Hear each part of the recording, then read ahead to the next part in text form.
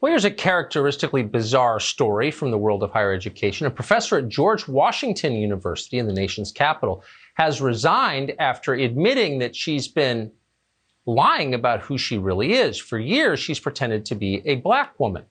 The professor is a woman called Jessica Krug, and she admitted in a blog post that she had abandoned her, quote, lived experience as a white Jewish child in suburban Kansas City and instead decided to adopt a new identity rooted in, quote, North African blackness and Caribbean-rooted Bronx blackness. Of course, during her career, Krug wrote a scholarship, air quotes attached, about racial issues that, needless to say, was well regarded by the same academic leaders who rewarded Elizabeth Warren with the American Indian chair at Harvard. Krug pretended for years and occasionally was caught on camera pretending to be someone she's not. Watch this. I got a couple of things to say, and when y'all come on and tell me my time stops, out of here. It's been 7 hours. Not only did I have to listen to these cops, and not just the cops, but to be honest with y'all, city council members, you posing like you opposing them for your sound bites, for your social media, for your re-election campaigns. Out of here. You've been supporting the cops in the pandemic. So that apparently is how white liberal academics think black people talk. Pretty revealing, really. Jason Whitlock is a writer with Outkick.com, and he joins us tonight. Jason Whitlock, thanks so much for coming on. What can we learn from this? It feels like there are lessons embedded in this story, and it's not the only one like it. Tucker, this really blows my mind, but where we've gone in this country is that there is a business built around racial grievance. And that business is booming at such a level that white people are like, hey, I'm going to adopt a whole new identity so I can benefit from being baby Al Sharpton, baby Jesse Jackson.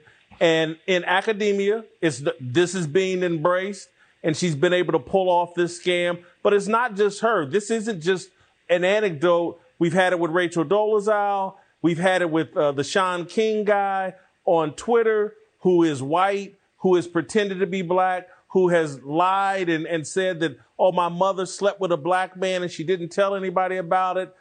All of these people moving into the race bait industry and business, and it must be very profitable and lucrative because everybody wants to be down with the cause.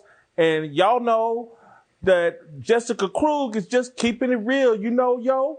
But so that's the thing. That's what struck me so forcefully. Here's an academic with advanced degrees who, when she wants to sound African-American, doesn't sound like Langston Hughes. She sounds like someone who's illiterate. So what does that tell you that she thinks about black people? It's so patronizing. Tucker, I keep trying to explain it over and over and over again, and people think I'm crazy. The branding has been so strong that if you put on this label of being a liberal, there's virtually nothing you can do negative against black people that will be seen as negative. White liberals, I'm sorry, they're the actual bigots. Yeah. And I know that that's going to blow a lot of people's minds, but liberalism to me is now the new KKK hood. Bigots used to hide under hoods. Now they hide under the label of being a liberal and a progressive.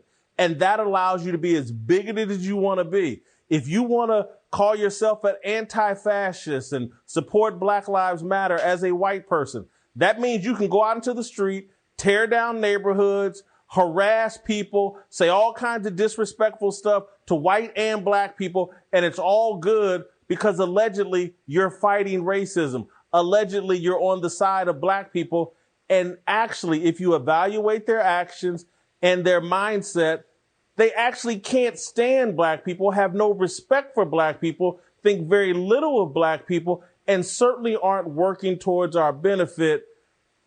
The world is just upside down. It's a big lie and a scam. And people are, I call it like white liberals are going out on a black person's credit card and making up a bunch of charges, charging up a bunch of things that we have to pay the bill for. They're doing it in our name. This is crazy. Well, you mentioned Al Sharpton. There was an amazing quote from him, I think, yesterday, and you think of Al Sharpton as this radical, but Al Sharpton on television yesterday said, wait a second, defund the police? That's a latte liberal idea. If you have to live in a tough neighborhood, you don't want to get rid of all the police because you're the one who could get killed. If you're a white liberal and you'd like to see more African Americans murdered, supporting the defunding of the police is the best way to accomplish that. The murder rates in all these cities where the hostility towards police is astronomical, where the disrespect for the police is astronomical, and the police are justifiably pulling back because it's like, I don't want to get caught up in this. I don't want to be accused of being a racist and have my life destroyed. The murder rates in those communities are going up. If you evaluate the actions of these white liberals who claim they're fighting for equality, evaluate their actions and then evaluate the results of their actions. Exactly. And it paints them as the true racists. I think you're absolutely right about that. Jason Whitlock, a bold thing to say. I appreciate you coming on tonight. Thank you. Thank you.